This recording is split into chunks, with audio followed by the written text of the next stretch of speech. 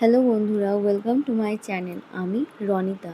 বন্ধুরা, আমি আজকে তোমাদের সঙ্গে শেয়ার করব ঠাকুর শ্রী শ্রী রামকৃষ্ণ পরমহংসদেবের অমৃতবাণী। ঠাকুর আমাদের কাছে শিবনাথ ও সত্য কথা সম্পর্কে কিছু কথা বলছেন। আজকের ভিডিওতে আমি সেগুলোই তোমাদের সঙ্গে শেয়ার করব। তো আমি আর বেশি কথা বলবো না, তাহলে চলো দেরি না করে ভিডিও শুরু করে ফেলি। উপাসনার পূর্বে শ্রীরামকৃষ্ণ শ্রীযুক্ত বিজয়কৃষ্ণ গোস্বামী ও অন্যান্য ব্রাহ্ম ভক্তদের সহিত সহাস্য বদনে আলাপ করিতেছেন। সমাজ গৃহে আলো জ্বালা হইল। অনতি বিলম্বে উপাসনা আরম্ভ হইবে। পরমহংসদেব বলিতেছেন, হাগা, শিবনাথ আসবে না?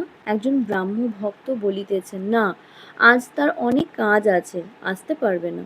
পরমহংসদেব বলিলেন, শিবনাথকে দেখলে আমার বড় আনন্দ হয়, যেন ভক্তি রসে ডুবে আছে।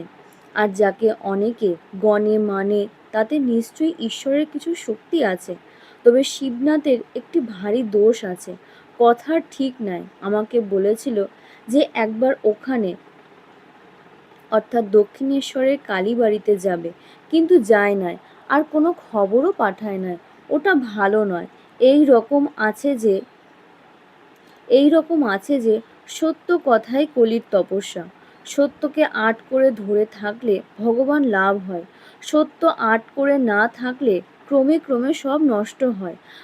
আমি এই ভেবে যদিও কখন বলে ফেলি যে বাহ্যে যাব, যদি বাহ্যে নাও পাই, তবু একবার গাড়ুটার সঙ্গে করে ঝাউতলার দিকে যায়। ভয় এই, পাছে সত্যের আট যায়।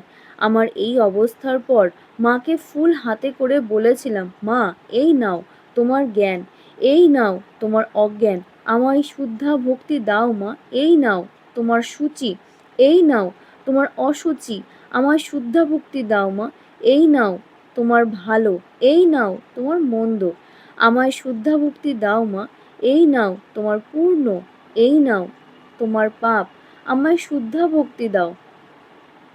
যখন এই সব বলেছিলাম, তখন এ কথা বলিতে পারি নাই, মা, এই নাও তোমার সত্য, এই নাও তোমার অসত্য। সব মাকে দিতে পারলুম, সত্য মাকে দিতে পারলুম না। ব্রাহ্ম সমাজের পদ্ধতি অনুসারে উপাসনা আরম্ভ হইল।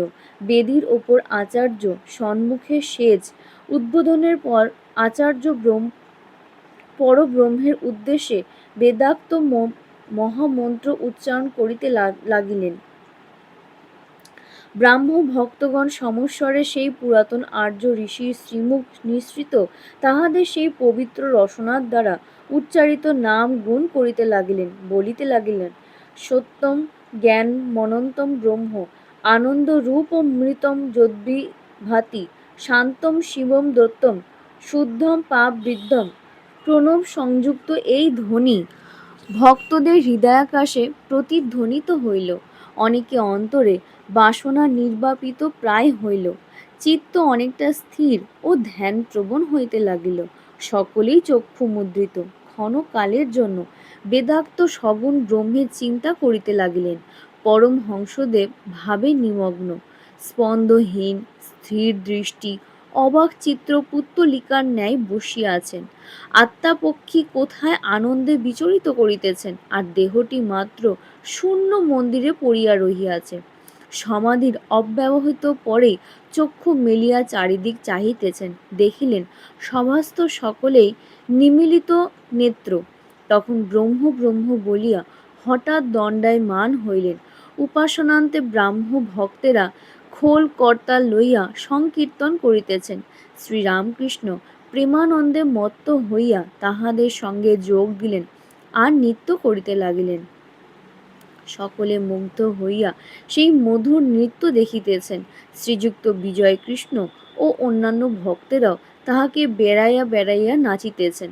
অনেকে এই অদ্ভুত দৃশ্য দেখিয়া ও কীর্তনানন্দ সংভোগ করিয়া এককালে সংসার ভুলিয়া গেলেন। ক্ষণকালের জন্য হরি রস মদিরা পান করিয়া বিষয়ানন্দ ভুলিয়া গেলেন। বিষয় সুখের রস তিক্ত বোধ হইতে লাগিল। কীর্তনান্তে সকলে আসন গ্রহণ করিলেন। ঠাকুর কি বলেন শুনিবার জন্য সকলে তাহাকে ঘেরিয়া বসিলেন। আজকের ভিডিওটা এই পর্যন্তই। তোমাদের সকলের আজকের ভিডিওটা কেমন লাগলো আমাকে অবশ্যই জানাবে। আর আমার ভিডিও যদি তোমাদের ভালো লেগে থাকে তাহলে অবশ্যই আমার চ্যানেল সাবস্ক্রাইব করবে, লাইক করবে, শেয়ার করবে আর অনেক বেশি বেশি করে কমেন্ট করবে।